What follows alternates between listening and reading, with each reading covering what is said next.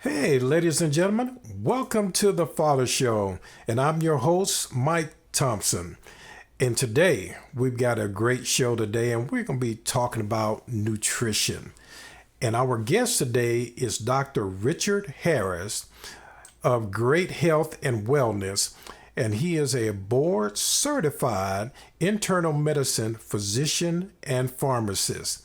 Now, he currently runs an online health and wellness practice, and in his spare time, he is an avid reader, weightlifter, video game enthusiast, and author. So, ladies and gentlemen, I'd like for you to help me welcome Dr. Richard Harris. Hey, Dr. Harris, Thank how you doing today? I'm doing great, Mike. Thank you so much for having me on this show. First of all, I just want to also thank my Lord and Savior Jesus Christ for allowing me to speak today, and I'm looking forward to bringing some high value content to your listeners. Absolutely. And yes, always a blessing to be on the other side of the grass every another day. So, yeah, I'm very thankful and very blessed to have you on the show. And it's it's a wonderful thing to have a young doctor and do who does internal medicine. You know, Mhm. that's that's just fantastic. How long have you been practicing? So I've been out of medical school now for 7 years. Time really flies when you're having fun. It doesn't seem like that long. But I've been in health and wellness in some regards since college. I used to do personal training on the side in college, and then I went to pharmacy school where I was still interacting with patients with medications and also with lifestyle counseling as well. So this has been something I've been doing for the better part of 19 years in some fashion or form. hmm Now, got your interest in doing the wellness? Hmm. Yeah, that's a really tragic story in the sense that I got tired of putting band-aids on people. I kept seeing the same things over and over again and knew the things that we were treating with medication were largely preventable and that medication is not the most effective way to help the most people. So I would see young people, people in their 30s, people younger than me have strokes, Mm. paralyzed on one side. People in their 30s have massive heart attacks and heart failure. People in their 30s have dialysis, end stage renal disease, from diabetes, from high blood pressure, from obesity. And it just breaks my heart to see that. And I knew that these conditions that they were going through were preventable through our lifestyle, through our behaviors. And that's when I told myself, listen, I need to get away from putting band aids on people. I need to start helping people see that aging is not synonymous with disease hmm because so many people feel that way now. It just happens as we get older. Especially in the black community, we see this a lot. You're just hmm supposed to get diabetes and hypertension and high cholesterol, right? Yeah. Nowadays, you diagnose someone with one of these things and they don't even get surprised. 20 years ago, I told someone you have diabetes, they would break down and start crying in my office, like, "Oh my God, doctor, what do I need to do? I don't want to lose a limb. I don't, all these things," and it scared them. Nowadays, people are just like, okay, Now they that's just shrug it scary. off. Yeah. Because we know so many people now that have it that it's become the norm in a lot of circles that everyone is diabetic or has high blood pressure or is overweight. So it's become normalized. Yeah. And that's really a shame. And I know because I'm a diabetic, and when I got diagnosed, I was actually shocked. I did not think a person that was thin could get diabetes. I was ignorant, needless to say, of the fact. But I always thought that was a lack of a better word, a fat disease. Right. And there are people who can, we think of like type 1 diabetes, right? These are the insulin dependent. They're usually diagnosed very young. And you think Yeah. of type 2 diabetes, which we used to think of was the old person version, but now that happens in teenagers. We see type 2 diabetes in teenagers and even younger now. But there's a type 1.5, it's called, where you have people who have a high genetic susceptibility Mm-hmm. to develop diabetes, and they're usually thin. But then there's some behaviors and some other things that go along with that primes that genetic susceptibility.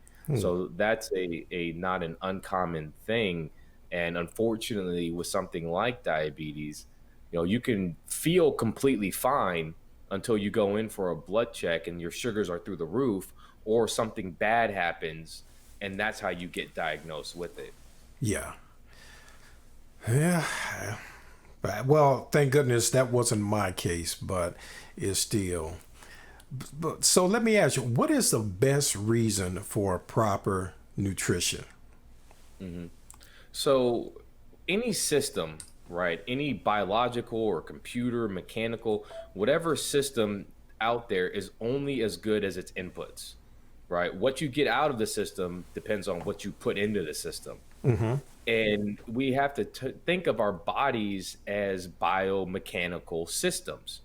And that, because that's what it is. We Mm-hmm. have biological properties that lead to physical actions. And therefore, if you are putting the wrong fuel in your body, bad things happen. Everybody knows this with our cars, right? If Right. you have a diesel engine, you don't put regular gasoline in your car. We know that if you have a high performance car, you put high octane fuel in your car. Mm-hmm. Right? If your car needs a certain grade oil, you put that oil in your car. What we don't do is we don't transfer that same logic to our bodies, and we don't fuel our bodies to live. We actually fuel our bodies for disease. That's true. And I sure that's with, a lot of stuff that I read is about the food that we eat and, especially the fast foods. And so many people are so busy today, they don't cook at home as much. So eating out and, so I know it's an American issue. It's a world issue, because everybody is so busy today and always running around that they don't think that they have time to cook dinner at home. Have you Yep, found that's that to be the case? yeah, absolutely. And the way I kind of flip that on its head is I always say, he who does not make time for health will eventually have to make time for illness. Because Hmm. once your health reaches a point where you break down, everything stops. Mm-hmm. Everything gets put on hold. There's nothing that you can do in the middle of a health crisis until that health crisis is solved. And eventually, if you're not prioritizing health and wellness, you will eventually reach a health crisis of some sort that needs an intervention. That's the first thing I say to that. The second thing I say is cooking doesn't have to be this laborious, intensive event. We tend to think of cooking like it was in the old days with our grandparents and parents, where cooking was more of a family related event, right? Where All right. mealtime was a social gathering.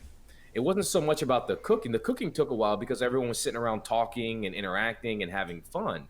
But when you break it down, myself, I have this business, I have other businesses, I still work in the hospital, I have a fiance, I keep myself pretty busy, but I rarely spend more than 15 or 20 minutes preparing a meal. And that's Mm-hmm. that's from the time I take it out of the fridge to the time it's done. And that allows me to eat a nutritious meal at home without taking up too much time, because most of the time I'm running 16, 17-hour days on the regular. But I'll Yeah. always take time to prioritize my health, because I know that if I did what I'm doing now with unhealthy habits, it's only a matter of time before something bad happened. Yeah. And that's one of the things I tell my kids. I say, the stuff you do to your body now, oh, it's gonna come back to haunt you in the long run. I don't care Hmm. what it is. And I know for myself, and I heard on your one of your podcasts that you and I kind of suffered the same thing, back problems and sciatica. Uh, Mm-hmm. and I know for me, it was simply from when I had a liquor store, I would pick up a keg and just, carry it on out. Or somebody come in and say, hey, give me 3, 4 cases of beer. Yeah, no problem. I just pick it up and carry it on out. Mm-hmm. Now, yeah, I'm paying for it.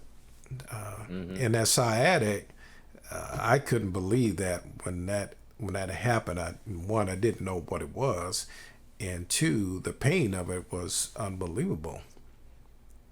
But so, with that, how do you get over something like that?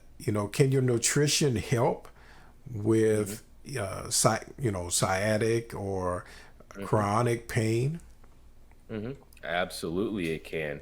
So for me, as you alluded to, I've had sciatica since I was a teenager. I have a scoliosis. My upper spine is curved, and then I have an inherited scoliosis. I didn't know this until I was much older. That my grandfather on my dad's side has it, my dad has it, and I have it. So we have a Hmm. really tight disc space in our lower spine. So it Mm-hmm. causes compression on the nerves. My left leg was numb since I was 14 years old until about 2 years ago. Because of what changes I made in my nutrition and my wellness plan, I now have complete feeling back in my leg. I rarely ever get any back pain now. I only get it if I don't do what I'm supposed to do. If I don't do the stretches I'm supposed to, if I stay seated for too long, it's pretty much if I don't do what I'm supposed to do, I get it. But if I do what I'm supposed to do, it's not there. And how does this correlate with nutrition? What you put into your body, again, determines what you get out of it. So if you're putting a lot of processed food, if you're putting a lot of carbohydrates in your body, if you're not getting enough good fats, if you're not getting enough protein, if your nutrition plan isn't meant for the lifestyle that you live, then what can happen is you get inflammation. And that inflammation starts in your gut, which then can go to your brain, which then can go to the liver, to the kidneys, to the nervous system. So if the gut is inflamed, your nerves are going to be inflamed, and if your nerves are inflamed, you're more likely to get back pain or have sciatica symptoms. Mm-hmm. So it nutrition can directly correlate. Your nutrition can either worsen the problem by causing inflammation, or your nutrition can actually help the problem, help your body repair by decreasing inflammation and helping your body enter a reparative mode. Okay. Now, what would you recommend, say, men eat to have a proper nutrition diet? So the problem with a lot of this is the literature is all over the place, and it's hard for most people to understand which plan is best for me. So, in general, the most important aspect of nutrition is eat whole foods. That is Okay. the most important part. And people say, Richard, what do you mean by whole foods? And I usually tell people like two quick idioms to help them understand this. Okay. One is if your grandma didn't eat it, don't eat it, right? If it didn't exist 100 years ago, don't eat it. The other one is if it doesn't walk, swim, run, or come from the ground, don't eat it. If it has a commercial, don't eat it. If it comes in a box, don't eat it. And the last one is if you pick up the label and you need a PhD in biochemistry to understand what you're eating, don't eat it. Now, what does that leave? Whole foods, fruits, vegetables, meat. Those are the things that our grandparents used to eat. And what did they cook with? They cook with lard, they cook with butter, they cook with tallow. These Mm-hmm. animal fat sources from the right sources are actually okay. Heart disease was very rare back then. It's very common now. And a lot of that is because of the nutrition that we eat.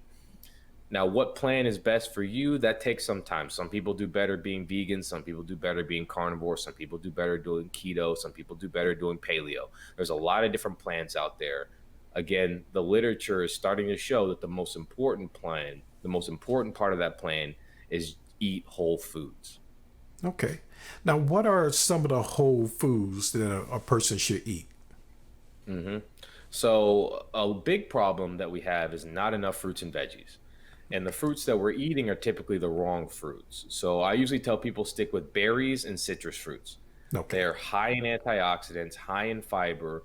Fruits, a lot of the lunchbox fruits we call them, like apples, pears, those type of grapes, have been bred over the years to have more sugar and less fiber. So if Mm. you go bite into an old world apple, it's sour. It's not sweet, Mm-hmm. right? It has, and that's because of the breeding over the years to make these fruits a lot more sweet. So I say stick to berries, citrus fruits, eat your veggies. There's no substitute for eating veggies. You can't multivitamin your way out of not eating veggies. That's a good A point. lot of the veggies, and I hear that all the time, right? I don't need to eat veggies because I take a multivitamin. No, there Mm-mm. are other cofactors that go into it. If you're starting a business, you can't just say, "Oh, I put my website up and I'm done."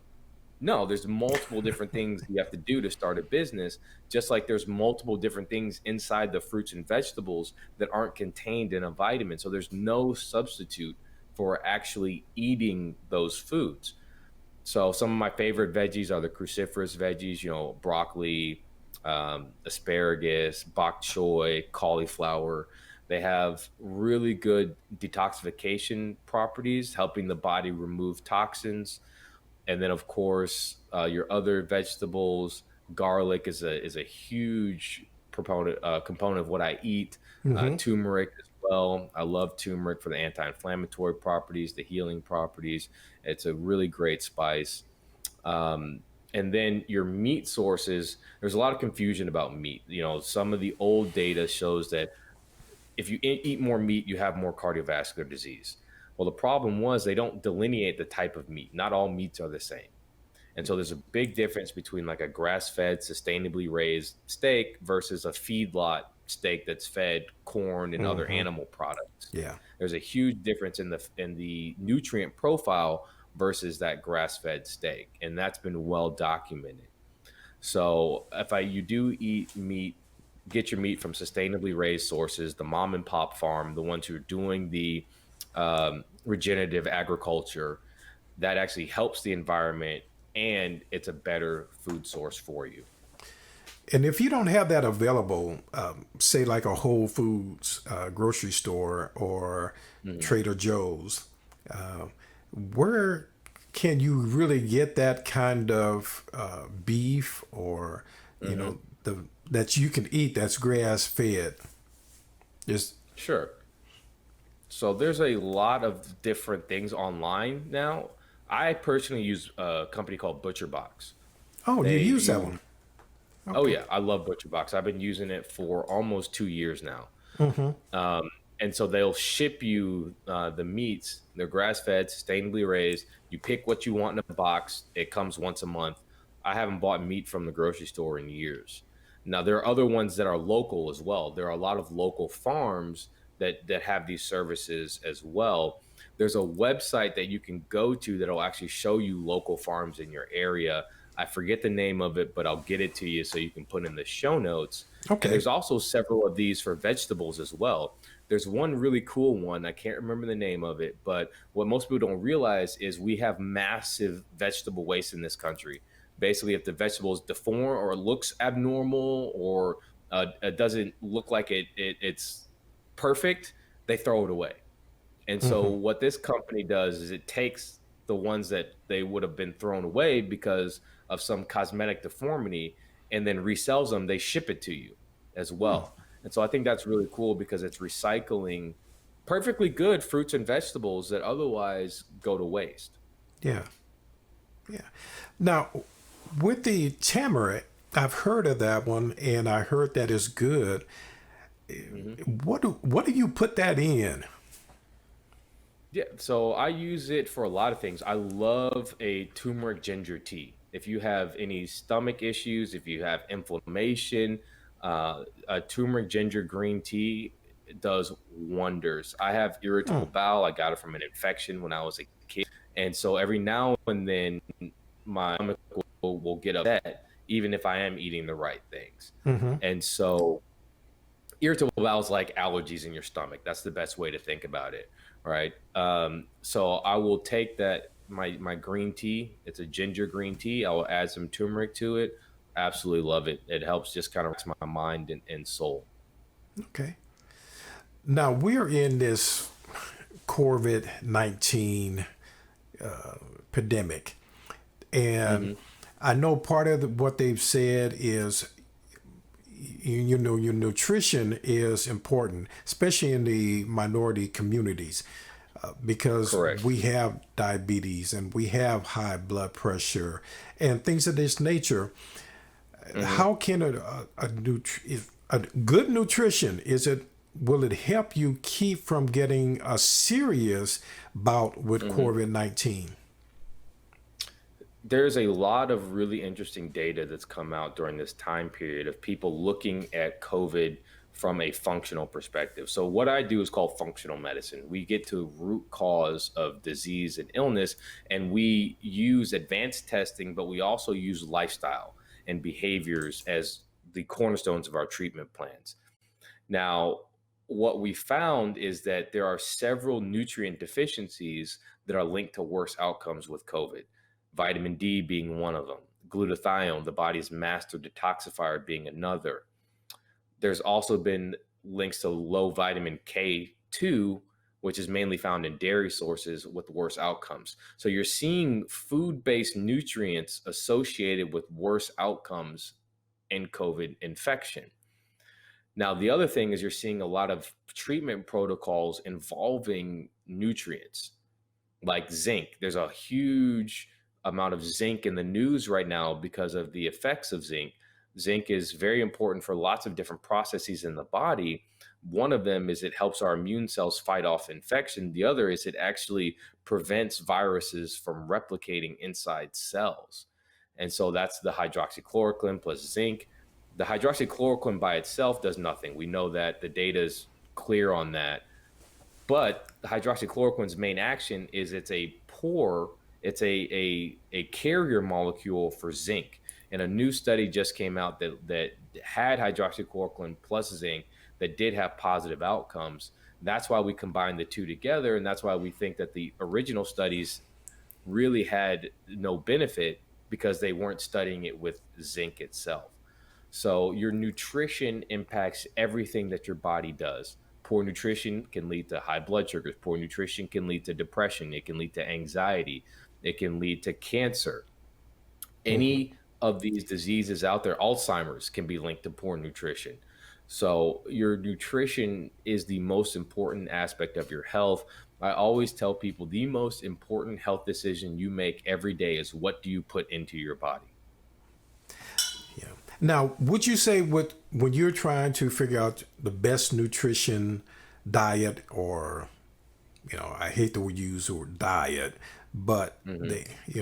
if you're trying to find the best nutrition for your body, it's Hmm. a trial and error, wouldn't you say? Yes, absolutely. There are some DNA tests out there that will try to tell you, oh, based upon your DNA, here's the best things to eat. Now, that's not the most accurate way to do things because Hmm. that doesn't always correlate with the actual functional assessment. Like, what is your body actually doing? So, for most people, it is a trial and error process. And I tell people the first thing you need to do is switch to a whole food plan.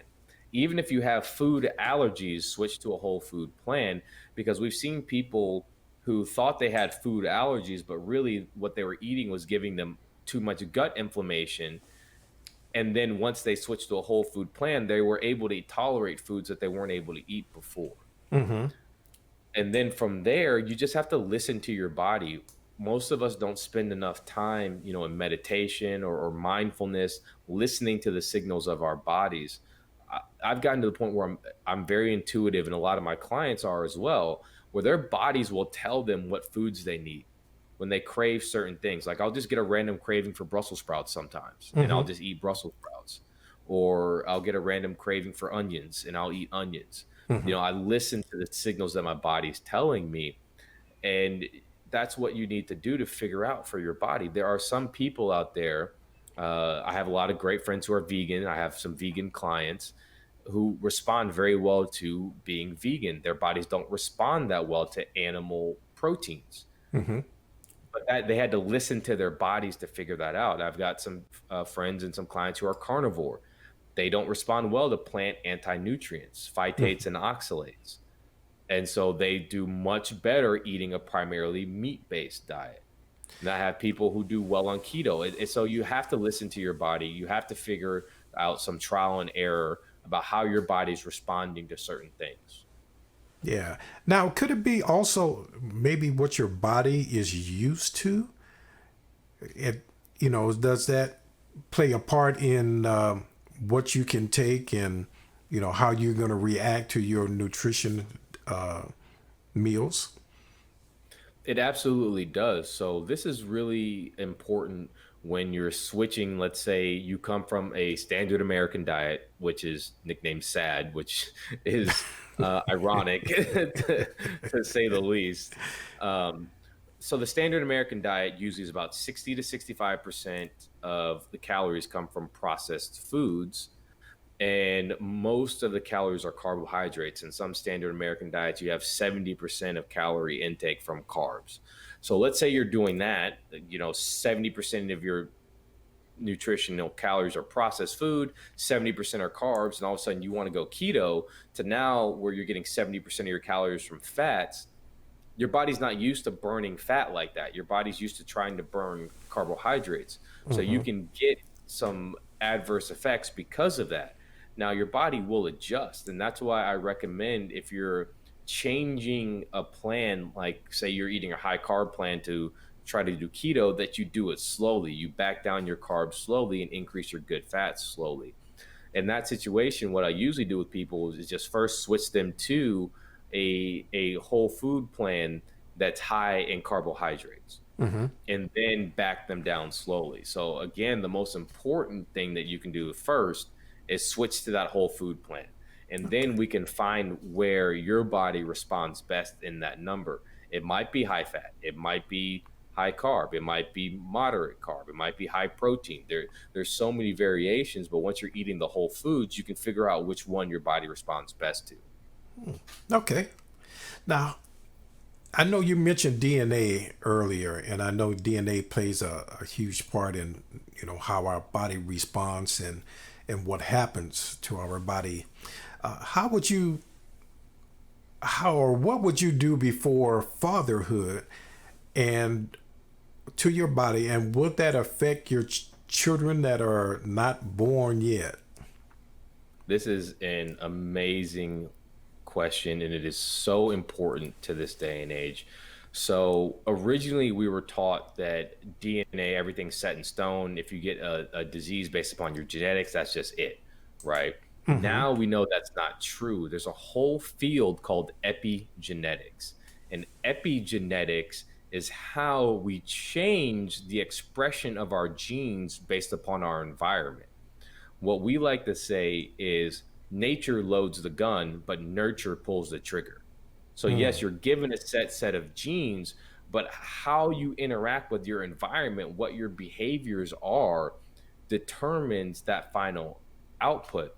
There's some really interesting data that it's come out in the last couple of years that, let's just say a father starts exercising even weeks before a child is conceived, that Mm-hmm. child has less heart disease, less congenital Mm. heart disease. Wow. There's other data that shows for women, if they meditate while they're breastfeeding, the child is less anxious, has less cortisol, the stress hormone in their body, and feeds more, grows faster, right? So Wow. we pass on environmental signals to our young. There's data that shows that people who conceive during a famine, the kids are much more likely to have a higher BMI because the parents pass on signals to the children saying, this is a famine time. We need to conserve energy. So those children are much more efficient at conserving energy. And because then, if the famine is gone, now there's excess calories, they tend to be overweight. So, Wow. anyone who's considering having a child, it is so important to make sure that you have a health and wellness plan because your child's success, part of it, is determined by what you do before you conceive that child. A lot of people ask me about vaccines. I'm not an anti-vax person. Now, I Mm-hmm. think the issue with why vaccines can cause problems is because we're progressively creating more genetically fragile children. Yeah. And therefore, anything that is exogenous, meaning outside the body, can set off this inflammatory cascade and lead to issues. So, can vaccines cause issues and have side effects? Absolutely. But are we making our kids more likely to have these side effects, more likely to have problems with their environment by our behaviors? Absolutely. And that's what epigenetics entails. And this is also why we're seeing the fertility rate decrease, because lots of people have inflammation and insulin resistance and excess body fat. Our environment is telling our bodies that, hey, this is not a good time to reproduce. And so Mm-hmm. that's why you see a lot of fertility issues in people that get fixed once they change their nutrition, once they start meditating, once they start exercising. There's whole groups dedicated to fertility that's all they do. They don't even use drugs. They just get people to have healthier lifestyles. And then the body says, oh, okay, I'm in a good environment to reproduce. My children will be safe. Huh. That's some good information. Yeah, I never knew that. Before when I had my kids, that's just not something I knew. And I know a lot of men out there have no clue that what you do before you start conceiving children makes a big difference. So, man, Mhm. that's great. So, but unfortunately, that's our time for today. But I love for you to be able to tell our audience how they can get to you. And I remember that you in your bio that you do your services also online. So I Mhm. definitely want you to tell them how they can get in touch with you and how they can use your services uh, and really get the best nutrition that they can get for their body so they can live longer. Absolutely. So the easiest way to get a hold of me is my website. It's the G is in great, H is in Henry wellness.com, the GH wellness.com. It lists everything that I do there. It has my podcast. That's another great way to get this information. It's called the Strive for Great Health podcast. It's available on iTunes, Spotify, all your major podcast platforms. And then I post a lot on social media. I have a private Facebook group called Strive for Great Health, where I post a lot of health and wellness related information. And I do the same on my Instagram and Twitter. And that's Dr. Harris MD, Dr. Harris MD. And I also post a lot on LinkedIn as well. So if you're interested, please reach out to me. I have online courses, I do one on one consults, and I have a lot of different resources I can send to you. If it's not the best fit for us to work together, I still want to try and help you in some way. Yeah, that's excellent. And I know a lot of people should be able to get in touch with you because the information you provided today is just excellent. I've learned a lot, and I know I'm gonna have to tweak my diet just a little bit. And I don't really like doing that, but I do want to, for my wife's sake, live a little longer. But it's great to know, and I know I've even told my kids the same thing that they have to really watch what they're eating and pay attention to that. And my wife and I, we do a lot of cooking at home. We rarely eat out. So Mhm. we want to make sure that we know what's going in our bodies. And so thank you, Dr. Harris. It was a pleasure having you on the show, and I would love to have you back again. And I know we got some other topics that we want to talk about. So I would love to, but so thank you for joining us today. And, we'll talk a little bit here shortly. Okay. But I'm going to close this out. But ladies and gentlemen, that is our show for today. I'm telling you, if you didn't learn something today, something is wrong. Unless you know, you know all this information in already, but I doubt it. But I want you to make sure you subscribe to the show and hit that notification bell, and so that you can always get the next show that's coming up, and we do it every week. So you can always come and check out and see what we have going on. And Dr. Harris, get in touch with them. Learn what you can do to make your body feel better. And with this COVID-19 that we have going on right now, it is imperative that we take the best care of our body as that we can. So don't play around with it. Make sure you get yourself taken care of. And please leave some of the comments down below, and so we can always hear what you are thinking. If it's another show that you would like, a topic that you would like, let us know. And if you're looking for more resources, please go to the Father Show with MikeThompson.com, and you can click on the resource button, and you can find resources in your state. And we have a lot of them, and it's growing more and more every day. So, ladies and gentlemen, thank you for joining us today. It's been a pleasure having you, and I wish you the best. Until I see you next week, God bless.